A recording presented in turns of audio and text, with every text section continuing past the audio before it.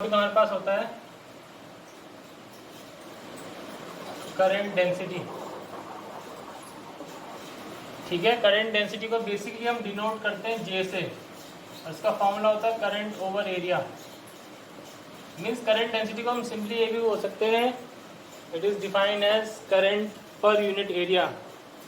जो भी unit area में करंट होता है that is known as current density. अब इंटरेस्टिंग बात ये होती है कि जो करंट डेंसिटी होती है बच्चों, वो एक वेक्टर क्वांटिटी होती है।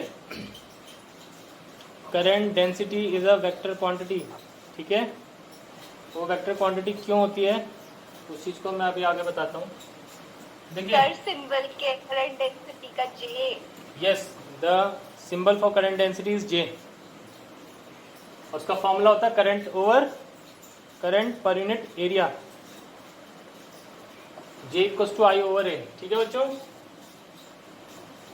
अब देखिए इसकी यूनिट तो बेसिकली क्या हो जाएगी, unit of J is obviously ampere per metre square.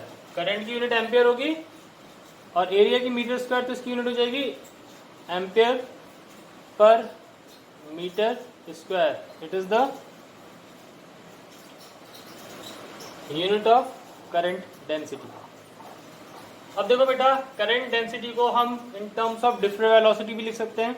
ठीक है, किसकी टर्म्स में लिख सकते हैं हम करंट को, करंट डेंसिटी को इन टर्म्स ऑफ ड्रिफ्ट वेलोसिटी। देखिए हमारे पास होता है, हमें पता है कि दैट वी नो, हमारे पास फॉर्मूला होता है आई इक्वल्स टू होता है n e a b d. ये फॉर्मूला होता है, this is the relation between current and drift velocity.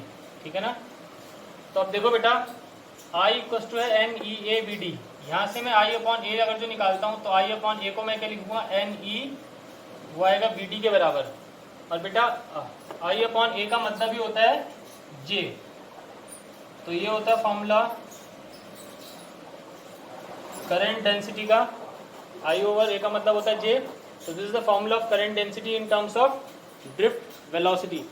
ये फॉर्मूला हो जाता है इन टर्म्स ऑफ ड्रिफ्ट वेलोसिटी की टर्म्स में। ठीक है,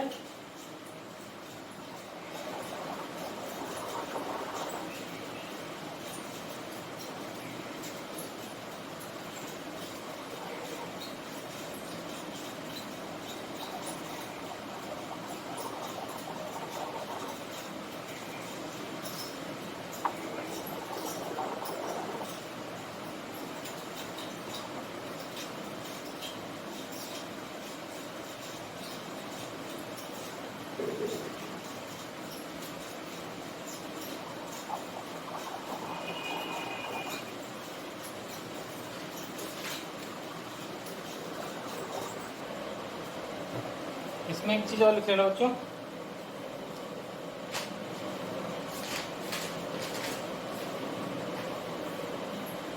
पहले तो लिखना करंट डेंसिटी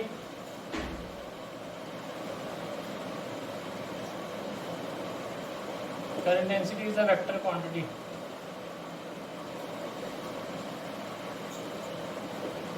करंट डेंसिटी क्या होती है, वेक्टर क्वांटिटी होती है।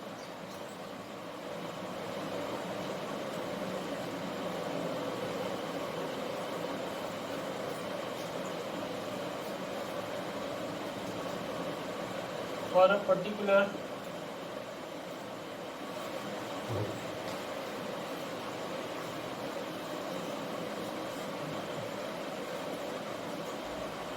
surface of conductor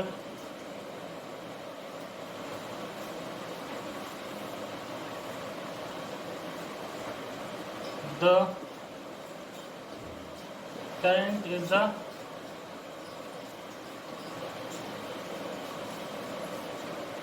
the flux of vector j. The current is the flux of vector j over the surface S, and is given by I equals to integration surface integration, हाँ, J dot D S. देखो जरा समझने की कोशिश करना। मैंने क्या बोला, करंट डेंसिटी क्या बोला मैंने, डिफाइन करा उसको, एक वेक्टर क्वांटिटी डिफाइन किया, ठीक है ना। Current density is the vector quantity.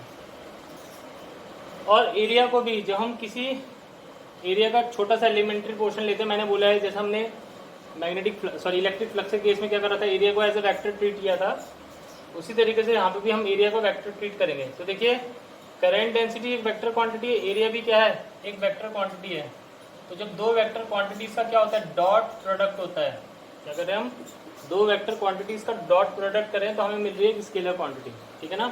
तो आप इसको कुछ इस तरह से समझ सकते हो कि जैसे मान लीजिए ये हमारे पास कोई कंडक्टर है जो कि इरेगुलर शेप का है, मीन्स ठीक है। तो बेसिकली अगर तो सपोज मैं यहाँ पे एक एरिया एलिमेंट कंसिडर करता हूँ, तो इसकी डायरेक्शन में इस तरह से दिखाऊंगा, सरफेस के परपेंडिकुलर, ये हो जाएगी ds की डायरेक्शन, और सपोज ये है j की direction, this is the direction of j, इनके बीच में बन रहा है एंगल थीटा। तो जब मैं इसको भी ब्रेक करके लिखूंगा तो मैं इसको ऐसे लिखूंगा, integration surface integration j ds cos theta, ठीक है। यहाँ पे थीटा हो जाएगा, it is the angle between the direction of j and vector ds, ठीक है ना। तो ध्यान रखना, हम करंट को इस तरह से भी डिफाइन कर सकते हैं, that current is also define as I equals to integration j dot ds भी डिफाइन करते हैं हम करंट को, ठीक है बच्चों। Is that clear?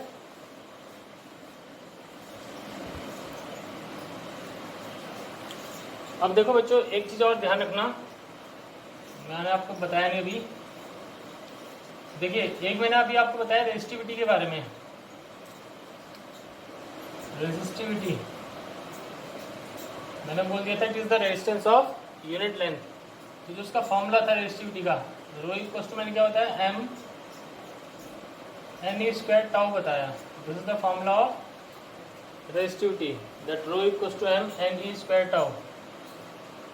एक बेटा एक चीज होता है इसको बोलते हैं कंडक्टिविटी। कंडक्टिविटी का मतलब होता है it is the reciprocal of resistivity. तो उसको डिनोट करेंगे हम सिग्मा से, एंड इट इज 1/रो। रेजिस्टिविटी का उल्टा होता है कंडक्टिविटी, उसको डिनोट करते हैं हम सिग्मा से, एंड दैट इज 1/रो, ठीक है। तो हमारे पास जो बेसिकली सिग्मा हो जाएगा इसका इन्वर्स हो जाएगा, तो सिग्मा का फॉर्मूला हो जाएगा n e square tau by m, ठीक है बच्चों। और जो यूनिट हो जाएगी कंडक्टिविटी की यूनिट ऑफ सिग्मा, कंडक्टिविटी की यूनिट हो जाएगी बेटा, देखिए इसका फॉर्मूला होता है 1/रो। तो जो रो की यूनिट होती है वो मैंने बताई ओम मीटर होती है, तो उसकी जो यूनिट हो जाएगी वो आप लिख देंगे ओम इनवर्स मीटर इनवर्स, ठीक है। ओम इनवर्स मीटर इनवर्स, बेटा ओम इनवर्स को साइमन भी बोलते हैं, साइमन मीटर इनवर्स, ठीक है। क्या बोलते हैं इसको, siemens metre inverse, okay. This is the unit of what, unit of conductivity,